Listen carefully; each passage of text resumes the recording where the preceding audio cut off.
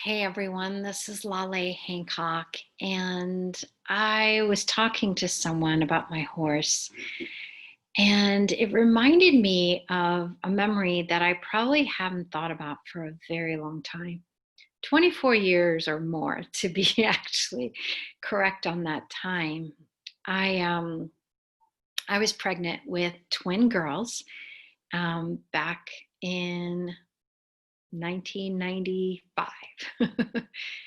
And it was interesting when I got pregnant, very shortly after my pregnancy, we found out that I was having twins.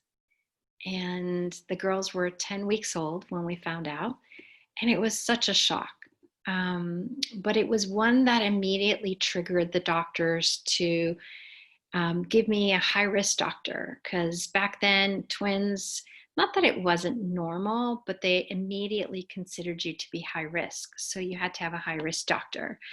So every month I would go see this doctor, and he would do a sonogram of the babies and pretty much give me information about how the pregnancy is going and things of that sort. And one thing that was really interesting is that at 5 months, he actually showed me the sonogram, and it looked like, from what he said, that both my twins had a cyst in their brain.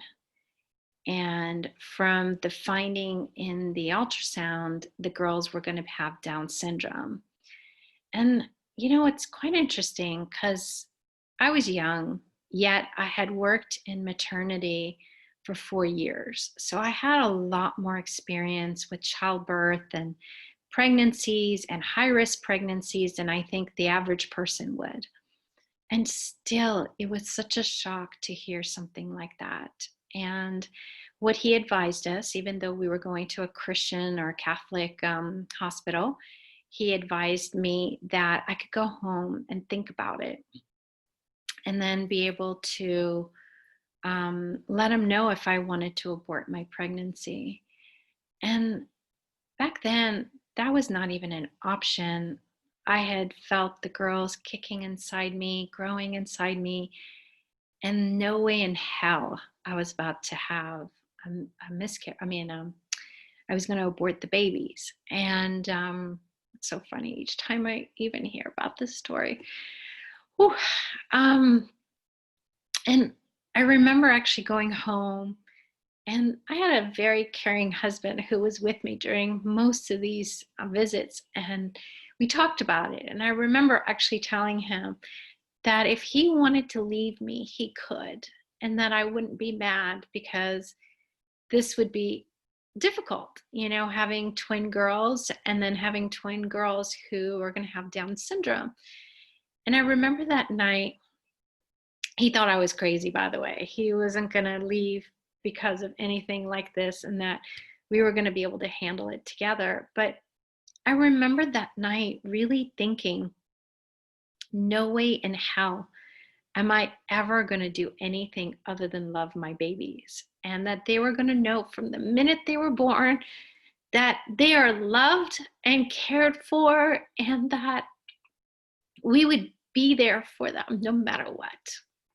And, I studied medicine. I was supposed to be a pediatrician, and the medical industry is something that I used to look so, I don't know, with so much pride. And one of my daughters now is actually going to go to medical school in a few weeks. So it's not that it's the medical industry, it's just that so often people make judgments. They automatically start going into expectation and projection of what's going to happen. They're not even willing to look at an alternative.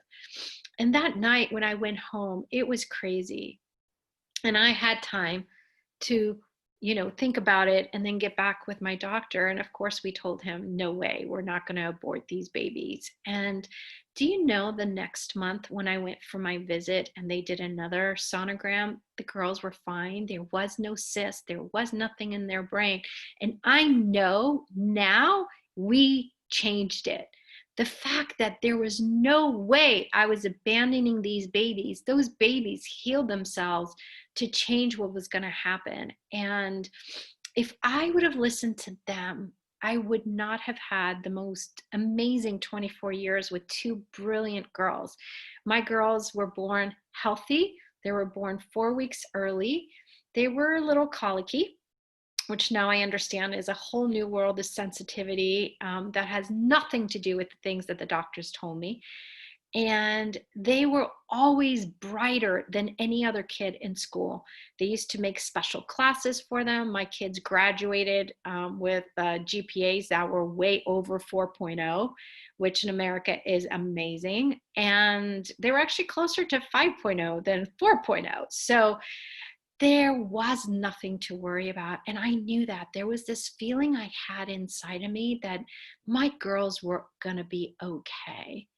And that's our awareness. That's our trusting of our knowing. And, I just recently had something going on with my horse, and that's kind of what activated this story. But what if what you think is your only option is not your only option?